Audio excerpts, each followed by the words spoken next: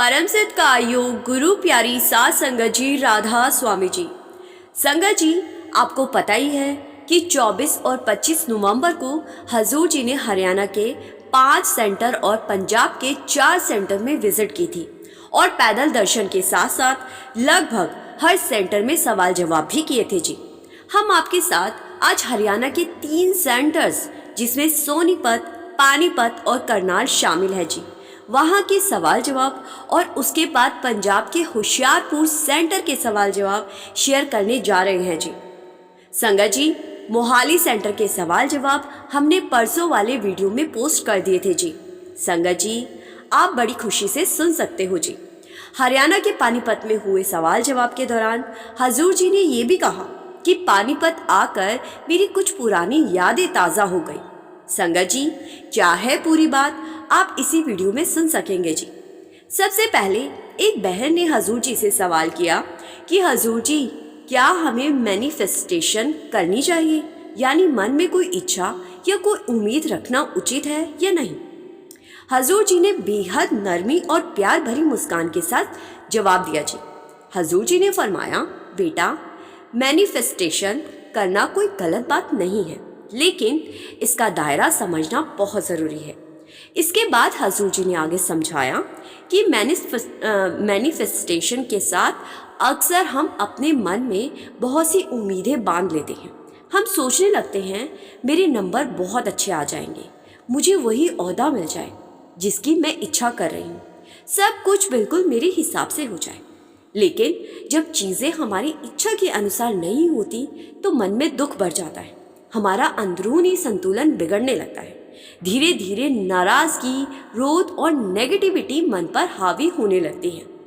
हजूर जी ने बहुत ही कोमल स्वर में समझाते हुए कहा कि बेटा, उम्मीद रखना गलत नहीं है, पर उम्मीद को इतना बड़ा मत बना देना कि उसके टूटते ही हम अंदर से बिखर जाएं।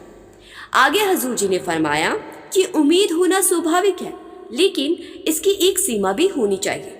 हमें सबसे ज़्यादा भरोसा अपने मालिक पर रखना चाहिए। हजूर जी ने आगे समझाते हुए कहा कि मैनिफेस्टेशन हमें दिशा देता है, लक्ष्य दिखाता है, मन में आगे बढ़ने की ऊर्जा पैदा करता है, लेकिन उसी उम्मीद को हद से आगे बढ़ा दिया जाए तो वही उम्मीद किसी दिन हमारे दुख का कारण बन सकती है। फिर उन्होंने आगे बड़ी गहराई से समझाया और कहा, जहाँ उम्मीद होती है वहाँ मन स्वाभाविक रूप से उसी ओर बहने लगता है। दिल, दिमाग और कर्म सब उसी दिशा में चल पड़ते। इसीलिए बेटा, कदम हमेशा सोच समझ कर उठाने चाहिए। फिर आगे एक भाई ने बहुत ही निम्रता से कहा, हजूर जी, आपका बहुत बहुत धन्यवाद कि आप आज पानीपत सेंटर पधारे। अब हजूर जी मुस्कुराए और बहुत ही आत्मीयता से कहने लगे कि बेटा, मेरा पानीपत सेंटर से बहुत ही पुराना रिश्ता है। जब मैं गद्दी पर नहीं बैठा था तब भी यहाँ अक्सर आया करता था। हजूर जी ने याद करते हुए कहा कि उस समय मैं दिल्ली में नौकरी करता था और पानीपत को क्रॉस करते टाइम मैं हमेशा पानीपत सेंटर पर रुकता था। यहीं चाय पानी पीकर थोड़ी देर आराम करने के बाद मैं आगे दिल्ली की तरफ बढ़ जाता था। मेरे लिए तो पानीपत सेंटर एक स्थायी पड़ाव जैसा था। इस जगह से मेरी बहुत पुरानी यादें जुड़ी हैं और आज आप सबके बीच बैठकर वो सारी यादें फिर से जीवित हो गई है। जैसे ही उन्होंने ये वचन कहे, इस जगह से मेरी पुरानी यादें जुड़ी हुई है। पंडाल में बैठे हर सेवादार, हर भाई बहन की आंखें नम हो गई जी। संगत जी, ये स्वाभाविक भी है। अगर सद्गुरु हमारे शहर के साथ अपनी पुरानी यादें जुड़ी होने की बात करें तो हमारा मन भी भावुक हो जाएगा जी।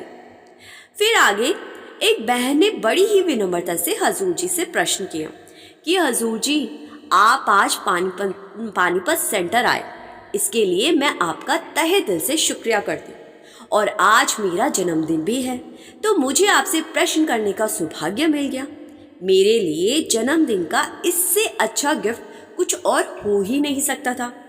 फिर आगे ये बहन कहने लगी कि हजूर जी, लड़का और लड़की में इतना भेदभाव क्यों किया जाता है। अब हजूर जी ने हल्की हंसी के साथ जवाब दिया जी। हजूर जी ने फरमाया, अरे बेटा, अब तो जमाना ही लड़कियों का है, लड़कों की तो अब कहीं भी नहीं चल रही। जैसे ही ये शब्द उनके मुख से निकले, पूरी संगत जोर जोर से हंस पड़ी। फिर हजूर जी ने बड़े ही प्यार से समझाते हुए कहा कि पहले के वक्त में पुरानी सोच के कारण लड़का लड़की में फर्क किया जाता था। क्यों किया जाता था, ये समझना हो तो अपने माता पिता या दादा दादी से पूछ लें, वही आपको साफ साफ बता देंगे। लेकिन आज के समय में ये भेदभाव लगभग खत्म हो चुका है, और जो थोड़ा बहुत कहीं बचा भी हुआ है वो भी आने वाले वर्षों में, आने वाले टाइम में फिर पूरी तरह से मिट जाएगा। फिर ये बहन बोली कि हजूर जी, मुझे 10वीं की मैथ्स में पास करवा दो, मैथ्स बहुत ही मुश्किल है। अब हजूर जी ने मुस्कुराते हुए मजाकिया अंदाज में कहा, अच्छा बस 10वीं में पास करवा दूं, मतलब 11वीं और 12वीं में मैथ्स अपने आप कर लोगी। अब ये सुनते ही पानीपत सत्संग घर ठहाकों से गूंज उठा जी। हंसी जैसे रुक ही नहीं रही थी। फिर ये बहन बोली कि हजूर जी, बस एक बार बोर्ड एग्जाम में पास करवा दीजिए, सचमुच मैथ्स बहुत मुश्किल है।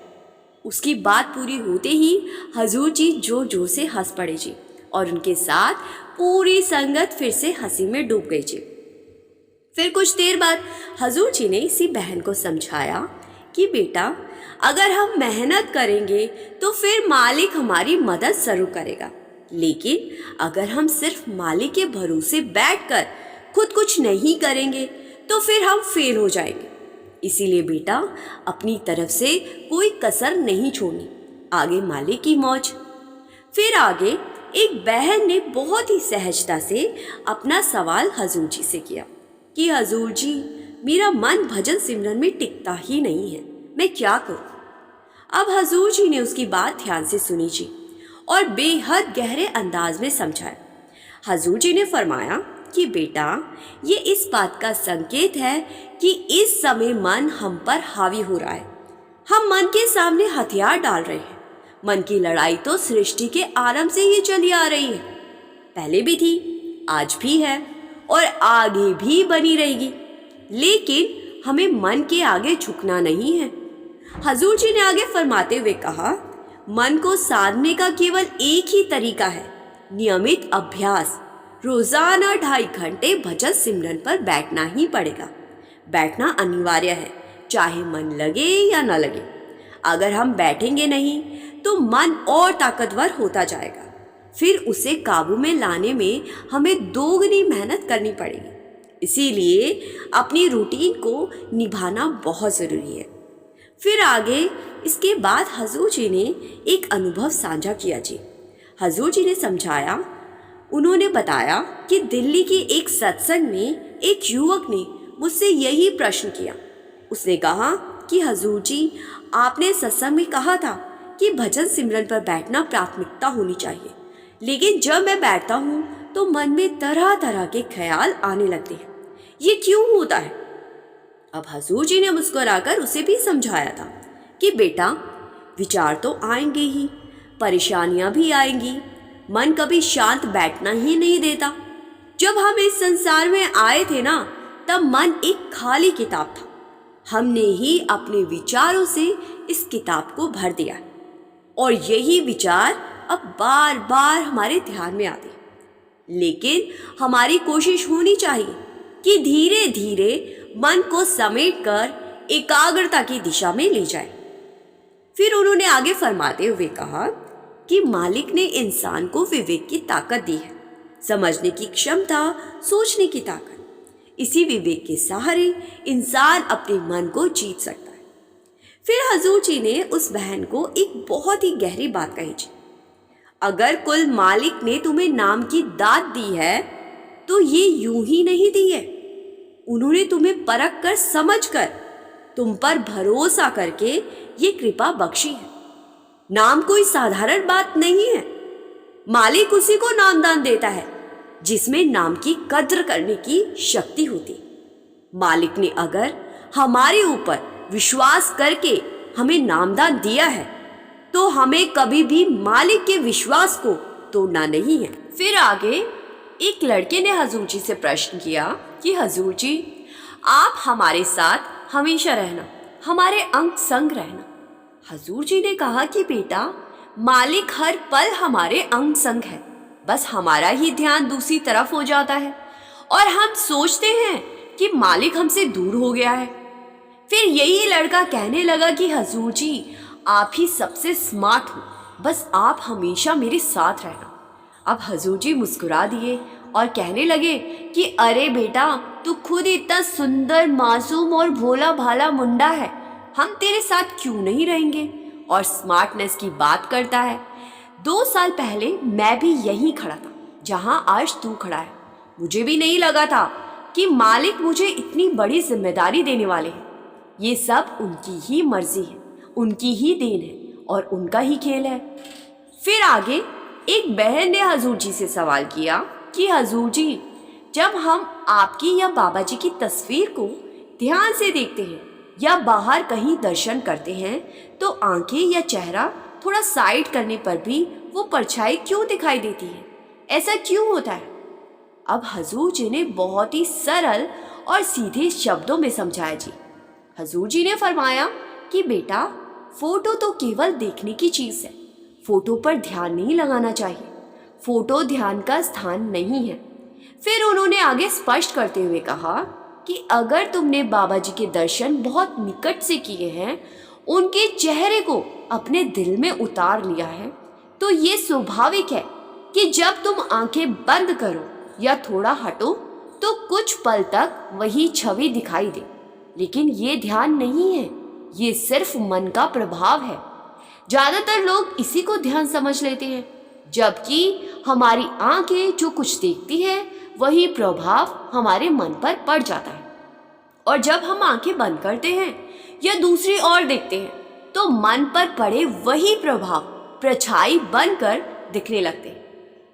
फिर आगे एक लड़के ने विनम्रता से हजूर जी से सवाल किया कि हजूर जी, हम अपने मन में आपकी छवि बसाना चाहते हैं, लेकिन आपने अभी कहा कि फोटो का ध्यान नहीं करना चाहिए, तो भजन सिमरन के समय हम आपकी छवि को मन में कैसे लाए? अब हजूर जी ने बेहद प्यार और कोमलता से समझाया जी। हजूर जी ने फरमाया कि बेटा, ध्यान खुद ब खुद आता है, तुम सिर्फ अपनी दिशा सही रखो। जब मन को सच्चे भाव से उस छवि के प्रति मोड़ोगे तो उसका असर अपने आप उतर आएगा। फिर इसी भाई ने अगला प्रश्न भी रख दिया। इसी भाई ने कहा कि हजूर जी, कई बार ना हमें समझ नहीं आता कि कौन सा रास्ता सही है और कौन सा गलत। ऐसे समय में हमें क्या करना चाहिए? तो हजूर जी ने बड़ी ही सरलता से कहा कि बेटा जी, जिंदगी में हमेशा 2 रास्ते सामने आते हैं, एक आसान और एक कठिन। अक्सर जो रास्ता मुश्किल लगता है वही हमें सही दिशा में ले जाता है। फिर आगे हजूर जी ने समझाते हुए कहा कि अगर तुम लगातार सोचते ही रहोगे, बार बार निर्णय बदलते ही रहोगे, तो उस कठिन लेकिन सही रास्ते पर कदम ही नहीं रख पाओगे और फिर मन भ्रम में उलझता ही जाएगा। इसीलिए बेटा, ज़रूरत से ज़्यादा सोचने की कोई ज़रूरत नहीं है। अपने बड़े बुजुर्गों से, अपने अनुभव वाले परिजनों से, अपने भाई बहनों से, माता पिता से और पुराने सत्संगी मार्गदर्शकों से राय लेकर चलो। उनकी सलाह में अनुभव की रोशनी होती। उन्होंने आगे समझाते हुए कहा कि अच्छे और नेक लोगों से पूछ सकते हो कि कौन सा मार्ग तुम्हारे लिए उपयुक्त है। बाकी बेटा, अंत में वही रास्ता चुनो जिसे अपनाते समय तुम्हारा खुद का मन संतुष्ट हो और जिस पर चलते हुए तुम्हें सही होने का एहसास हो, उसी पर चलते रहो। फिर आगे एक बहन ने हजूर जी से सवाल किया कि हजूर जी, जब हम आपके सामने फोटो के पास खड़े होकर बातें करते हैं या सामान्य बातें करते हैं तो क्या आप हमें सुनते हो? तो हजूर जी ने बड़े ही प्यार भरे अंदाज में कहा कि बेटा, बीवियों की बातें तो हमें सुननी ही पड़ती है, भाई भाइयों की तुलना में बहनों की ज़्यादा सुननी पड़ती है। हजूर जी ने आगे समझाया। हजूर जी ने जिस मजाकिया अंदाज में ये बात कही, उसको सुनकर सारी संगत हंसने लगी थी जी। फिर हजूर जी ने पूछा कि जब बाबा जी या मैं सत्संग करते हैं तो क्या आप भी हमारी बातों को सुनती हो? तो ये बहन कहने लगी कि जी हाँ हजूर जी, मैं सुनती हूँ। तो हजूर जी ने कहा कि बेटा, सुनने के साथ अमल भी करना होता है। फिर आगे एक भाई ने हजूर जी से प्रश्न किया कि हजूर जी, आज के दौर में पैसा ही सब कुछ बन गया है। रिश्ते, दोस्ती, परिवार कुछ भी पहले जैसा नहीं रहा। लोग सिर्फ धन को ही महत्व देते हैं और देने लगे हैं। ऐसा क्यों हो रहा है हजूर जी? अब हजूर जी ने हल्की मुस्कान के साथ कहा। हजूर जी ने फरमाया कि बेटा, पैसा कभी भी सब कुछ नहीं हो सकता। पैसों के जरिए आप बहुत सी चीजें खरीद सकते हो, लेकिन जीवन की सबसे कीमती चीजें सुख, संतोष, प्यार, अपनापन और मन की शांति, इनका कोई मूल्य नहीं होता। आप चाहे कितने भी अमीर क्यों ना हो, लेकिन ये चीजें आप नहीं खरीद सकते। ये चीजें दुनिया के किसी बाजार में नहीं बिकती। हजूर जी ने आगे समझाते हुए कहा, आपने देखा होगा कि दुनिया के बड़े से बड़े अमीर इंसान ने कभी ये नहीं कहा कि अब मेरे पास इतना पैसा है कि मैं पूर्ण रूप से संतुष्ट हूँ, क्योंकि धन की चाहत का कोई अंत ही नहीं होता। जितना मिलता है उतना और बढ़ने की और बढ़ाने की भूख जगती रहती है। हजूर जी ने आगे एक और महत्वपूर्ण बात समझाई जी। हजूर जी ने फरमाया कि अमीर लोगों को ज़्यादा दवाइयाँ लेनी पड़ती है, कईयों को रात भर नींद भी नहीं आती। उन्हें हमेशा ये डर सताता रहता है कि कहीं इनकम टैक्स या सेल टैक्स का रेड ना पड़ जाए, कहीं कोई परेशानी ना आ जाए। हजूर जी ने आगे बड़े ही स्पष्ट शब्दों में समझाया जी। हजूर जी ने फरमाया कि बेटा, पैसा सब कुछ नहीं होता और ना ही है कुछ। ये तो सिर्फ हमारे मन का भ्रम है। हम खुद ही इसे आवश्यकता से ज्यादा महत्व देने लगते और फिर सोचने लगते हैं कि यही जीवन का आधार, जबकि सच्चाई इससे बिल्कुल अलग है। जिसका मन स्थिर है, शांत है, जिसको चैन की नींद आ रही है, वो सबसे अमीर इंसान है। अमीर का मतलब ये नहीं है कि उसके पास ज्यादा पैसा होगा तभी वो अमीर कहलाएगा।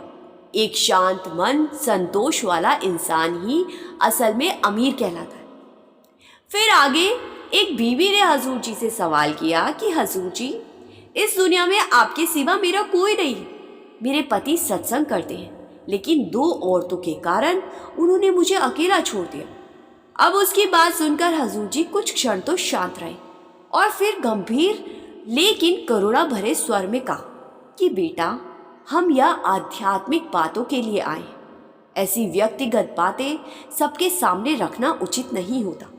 हमारा ध्यान हमारे मन और हमारी आत्मा की सफाई पर होना चाहिए, ना कि अपनी निजी समस्याओं को सार्वजनिक मंच पर साझा करने पर। हजूर जी ने आगे समझाते हुए कहा कि अपनी परेशानियां हमेशा अपने बड़े बुजुर्गों, अनुभवी और विश्वसनीय लोगों के साथ साझा करनी चाहिए। उन्हीं के साथ बैठकर समाधान तलाशने की कोशिश करनी चाहिए, तभी कोई सही राह निकलेगी।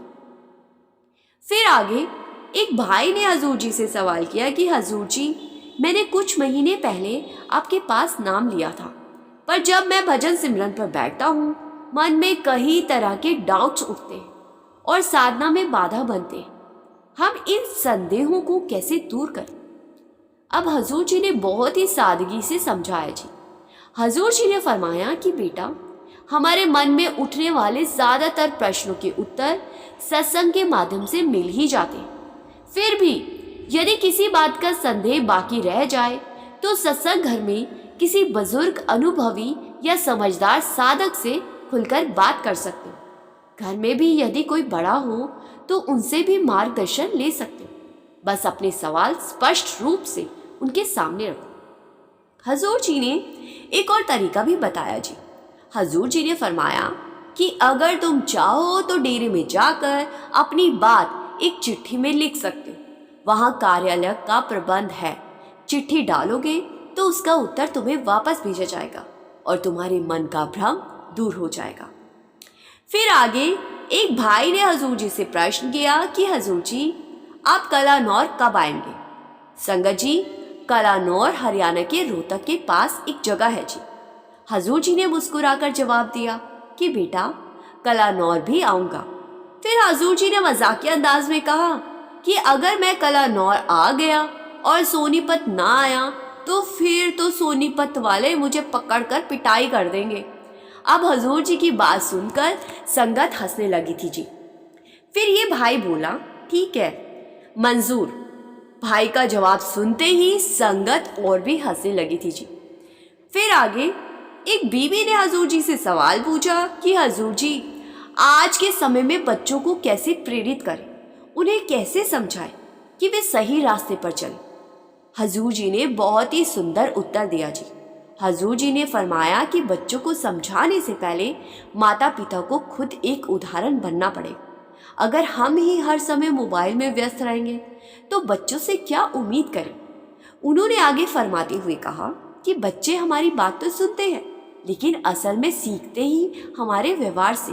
हम जैसा करेंगे वो भी वैसा ही करेंगे। आजकल बच्चे सिर्फ देखकर सीखते हैं। हम क्या कहते हैं, क्या करते हैं, बच्चे सब नोट कर लेते हैं। इसीलिए पहले खुद को सुधारो, एक अच्छा आदर्श बनो, ताकि बच्चे हमारे आचरण से सीख सकें। फिर आगे इसके बाद एक भाई ने हजूर जी से प्रश्न किया कि हजूर जी, मैं बहुत गलतियां कर देता हूँ, मुझे बख्श देना। अब हजूर जी मुस्कुराए और कहने लगे कि इंसान गलतियों का ही तो रूप है। दुनिया में कौन ऐसा है जो गलती ना करता हो। हर इंसान में कोई ना कोई कमी होती है। ज़रूरत ये है कि हम अपनी गलतियों से सीखें, उन्हें बार बार दोहराए नहीं। मालिक ने हमें विवेक दिया है, सोचने समझने और खुद को सुधारने की क्षमता। और फिर चेतावनी दी, अगर हम बार बार वही भूल करते रहेंगे और उससे कुछ नहीं सीखेंगे तो हमारी प्रवृत्ति जानवर जैसी हो जाएगी। फिर हम इंसान कहलाने के लायक नहीं रहेंगे। फिर आगे एक बहन ने हजूर जी से सवाल किया कि हजूर जी, क्या बाबा जी या आप 7 समंदर पार बैठकर भी दर्शन दे सकते हो। अब हजूर जी मुस्कुराए और कहने लगे कि बेटा, ये बात बिल्कुल सच है। मालिक चाहे तो हमें कहीं भी बैठे देखकर दर्शन दे सकती है। फिर उन्होंने बहुत ही महत्वपूर्ण बात कही जी। हजूर जी ने फरमाया, बाहर के दर्शन चाहे कितने भी हो जाए, उनसे कुछ नहीं बदलना। हमें तो अंदरूनी दर्शन चाहिए, वो जो आत्मा को मुक्त कर दे, आने जाने के चक्र को समाप्त कर दे। संगत जी, अब आपको आपके अपने YouTube चैनल रूहानी सफ़र पर होशियारपुर के सवाल जवाब सुनाने जा रही हूँ जी, जो 25 नवंबर को हजूर जी ने होशियारपुर में किए थे जी। एक भाई ने हजूर जी से प्रश्न किया कि आपका लख लख शुक्रिया, आपने हमें प्रश्न करने का अवसर दिया जी। आजकल लोग आपके बारे में और डेरे के बारे में तरह तरह की निंदाएं फैलाते हैं। ऐसे में हमें क्या करना चाहिए, हम इन्हें कैसे संभालें। अब हजूर जी ने बहुत ही शांति भरी मुस्कान के साथ समझाया। हजूर जी ने फरमाया कि बेटा, बहस और लड़ाई झगड़ा करने से किसी को भी कुछ हासिल नहीं होता। परमारथ और राजनीति दोनों ही बहस से दूर रहने वाले विषय हैं। परमारथ तो प्रेम का मार्ग है, जहाँ हर बात प्यार से ही आगे बढ़ती। उन्होंने बहुत ही साफ से समझाया कि अपने मार्ग को लेकर कभी किसी से बहस मत करो। कभी ये मत कहो कि हमारा रास्ता सही और बाकी सब गलत है। ये परमारथ का ढंग नहीं है। फिर हजूर जी ने आगे समझाते हुए कहा कि जब कोई निंदा करता है तो वो आपकी प्रतिक्रिया का इंतजार कर रहा होता है। अगर आप चिढ़ गए, पलटकर उत्तर दे दिया तो समझो वो सफल हो गया। उसका उद्देश्य ही आपको उकसाना होता है। फिर उन्होंने एक बेहद सुंदर सीख दी जी। हजूर जी ने फरमाया कि बेटा, अगर आप पहली बार शांत रहो, दूसरी बार भी शांत रहो और तीसरी बार कोई प्रतिक्रिया ना दो, तो चौथी बार वो खुद ब खुद पीछे हट जाएगा, क्योंकि उसे लगेगा कि इस पर तो कुछ असर ही नहीं हो रहा, और वो अपने आप पीछे हट जाएगा। हजूर जी ने आगे समझाया कि प्रतिक्रिया देना हमारी अपनी कमज़ोरी है। जब हम रिएक्ट करते हैं तो अपनी कमज़ोरी दूसरों के सामने खुद पेश कर देते हैं। फिर इस भाई ने हाथ जोड़कर कहा कि हजूर जी, हमसे बहुत सारी गलतियां हो चुकी हैं, कृपा करके क्षमा कर दीजिए और सेवा के बारे में भी कुछ मार्गदर्शन दीजिए। अब हजूर जी ने बड़े ही प्रेम से और मुस्कुरा के कहा कि बेटा, सेवा भी एक अवस्था है। जब आप नियमित रूप से सेवा करते रहते हो तो सेवा का वातावरण स्वयं इंसान को गढ़ता है, उसके भीतर से संवारता है। हमारा काम बस अपनी करनी करते हुए आगे बढ़ते रहना। फिर अगला प्रश्न एक बहन ने किया जी। उसने कहा कि वो बड़ी उत्साह में थी और वो लगातार बस बोली ही जा रही थी और हजूर जी को बोलने का मौका ही नहीं दे रही थी। फिर कुछ देर बाद जब वो चुप हुई तो हजूर जी हंस पड़े और कहने लगे, कहीं तुम फोटो से तो बातें तो नहीं कर रही? वो हंसते हुए तुरंत बोली, हाँ जी बिल्कुल करती हूँ। ये सुनते ही संगत बहुत जोर जोर से हंसी थी जी। फिर उसने पूछा कि हजूर जी, आजकल गरीब और गरीब होता जा रहा है और अमीर होता जा रहा है और गरीबों के साथ बहुत बुरा हो रहा है, ऐसा क्यों? तो इस पर हजूर जी ने बहुत ही स्पष्टता से कहा जी।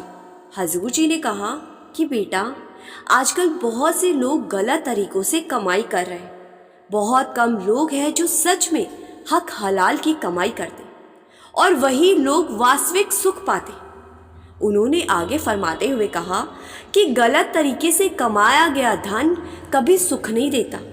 हमारे बड़े बड़े दुखों का कारण भी अक्सर गलत कमाई ही होती है। फिर उन्होंने आगे समझाते हुए कहा कि तुम बड़ी कोठियाँ, बड़ी गाड़ियाँ तो देख लेती हो, लेकिन उनमें रहने वाले लोग चैन से सो भी नहीं पाते। गलत पैसे में बरकत नहीं होती। तभी तो कभी किसी का घर नीलाम होता है, कभी गाड़ियाँ, कभी ज़मीनें नीलाम हो जाती हैं। बरकत वही है जहाँ कमाई सही हो, किसी को खुश करके स्वच्छ नीयत से हक हलाल से की गई कमाई ही सुख और शांति देती। फिर इसी बहन ने कहा कि बाबा जी, मेरे माता पिता दूसरे लोगों की बहुत परवाह करते हैं। कृपया एक बार उन्हें कह दीजिए कि इतनी चिंता ना किया करें। तो हजूर जी ने स्टेज से ही हंसते हुए कहा, पूरी संगत के सामने कह देता हूँ, इस बेटी के माता पिता जहाँ भी बैठे हैं सुन ले कि लोगों की परवाह ना किया करो। अब ये सुनते ही संगत बहुत ज़्यादा हंसी थी जी। फिर आगे एक भाई ने हजूर जी से सवाल किया कि हजूर जी, कर्म क्या होते हैं? अगर हमारा कोई पार्टनर या कोई दोस्त हमें कोई चीज़ दे दे तो क्या उससे उसका कर्म बनता है? यानी कि एक दूसरे को गिफ्ट लेने देने से भी कर्म खड़े होते हैं। अब हजूर जी ने बड़ी ही सरलता से जवाब दिया जी। हजूर जी ने फरमाया कि नहीं बेटा, हमें कर्मों को इतनी बारीकी में बैठकर नहीं तोलना चाहिए। हम एक समाज में रहते हैं और जब तक हम रहेंगे तब तक एक दूसरे से लेना देना तो चलता ही रहेगा। अगर कोई कभी हमें कुछ दे भी दे तो बदले में हमें भी कुछ ना कुछ दे देना चाहिए। ये जरूरी नहीं है कि जिस समय उसने कोई चीज दी उसी समय हमें भी देनी पड़े। हम आगे किसी मौके पर भी उसको कोई ना कोई चीज देकर हिसाब निपटा सकते। फिर हजूर जी ने सलाह दी कि इतनी बारीकी से सोचोगे तो हम भजन सिमरन ही नहीं कर पाएंगे, इसीलिए आप इतना ना सोचा करें। हजूर जी ने आगे इस भाई को समझाते हुए फरमाया कि जब कोई आपको खुशी से कुछ दे रहा है, प्रेम से दे रहा है, तो वो उसका प्यार है, कोई बोझ या कर्म का सवाल ही नहीं है। फिर उस भाई ने फिर से एक सवाल किया कि हजूर जी, हमारी जिंदगी में जो भी लोग आते हैं क्या वे हमारे कर्मों की वजह से आते हैं? तो इस बात पर हजूर जी ने फरमाते हुए कहा कि महाराज जी की एक पुरानी सीख थी कि महाराज जी कहा करते थे, एक लहर आती है तो किनारे पर बिखरी लकड़ियां भी एक जगह इकट्ठी हो जाती और अगली लहर फिर उन्हें अलग दिशा में बहा देती। रिश्ते भी कुछ ऐसे ही होते हैं। कर्मों का एक दौर आता है और जब साथ होते हैं, और दूसरा दौर आता है जब सब बिखर जाते। फिर हजूर जी ने बेहद प्रेम से कहा कि लेकिन बेटा, जब तक आप किसी रिश्ते में हो, अपनी तरफ से कभी कोई कमी मत आने देना। पूरी ईमानदारी, पूरी निष्ठा से निभाना, बाकी सब कुछ मालिक की मर्जी पर छोड़ देना। फिर इसी भाई ने एक और सवाल रखा जी। इस भाई ने कहा कि अगर सामने वाला रिश्ता निभाना ही नहीं चाहता हो, हमें तकलीफ देता हो, तो क्या हमें उस रिश्ते से आगे बढ़ जाना चाहिए? तो हजूर जी ने इसे बड़ी ही कोमलता से समझाया जी। हजूर जी ने फरमाया, आपकी तरफ से हमेशा अच्छा ही होना चाहिए, किसी के साथ भी बुरा मत करो, बाकी निर्णय उसी परम सत्ता पर छोड़ दो, उसी की बख्शिश सबसे ऊंची है। फिर आगे एक बहन ने पूछा कि हजूर जी, क्या ये सच है कि जैसा हम सोचते हैं वही होता है? अच्छा सोचेंगे तो अच्छा मिलेगा, बुरा सोचेंगे तो बुरा होगा। अब हजूर जी मुस्कुराए और कहने लगे कि बेटा, हम इस बात को ज़रूरत से ज़्यादा बड़ा कर लेते हैं। हमारा काम सिर्फ इतना है कि अपनी तरफ से अच्छा करते रहें, बाकी जो होना है वो मालिक की मौज पर है। उन्होंने आगे फरमाते हुए कहा कि हाँ, अच्छी सोच ज़रूर रखनी चाहिए, लेकिन भविष्य को लेकर अनावश्यक कल्पनाएं बनाकर अपने ही लिए परेशानी ना खड़ी करो। परिणाम का फैसला मालिक करता है। फिर इसी बहन ने अगला प्रश्न किया जी। इस बहन ने हजूर जी से पूछा कि हजूर जी, अगर किसी के कर्म अच्छे ना हों और हम उनके पैर छू लें तो क्या उनके कर्मों का बोझ हमारे ऊपर भी आ जाता है? अब हजूर जी हंस पड़े और कहने लगे कि बेटा, सवाल हमेशा तर्क से पूछने चाहिए। अगर पैर छूने से कर्म चढ़ते होते तो सब लोग पैर छू छू कर अपने कर्म माफ करवा चुके होते। फिर हजूर जी ने आगे समझाते हुए कहा और साफ शब्दों में कहा कि परमार्थ हमें अंधविश्वास नहीं सिखाता, ये हमें सिखाता है तर्क से सोचो, सही मार्ग पर चलो, वहम और भ्रम से बाहर निकलो और नेक रास्ते पर डटे रहो। संगत जी, ये थी बीते 2 दिन में हुए हजूर जी और संगत के बीच के सवाल जवाब जी। हमारी संगत जी से विनती है कि आपके अपने चैनल रूहानी सफ़र के कमेंट बॉक्स में राधा स्वामी ज़रूर लिखिए जी, और आप चाहें तो इस चैनल को बड़ी ही खुशी से सब्सक्राइब भी कर सकते हो जी। गुरु प्यारी साथ संगत जी, राधा स्वामी जी।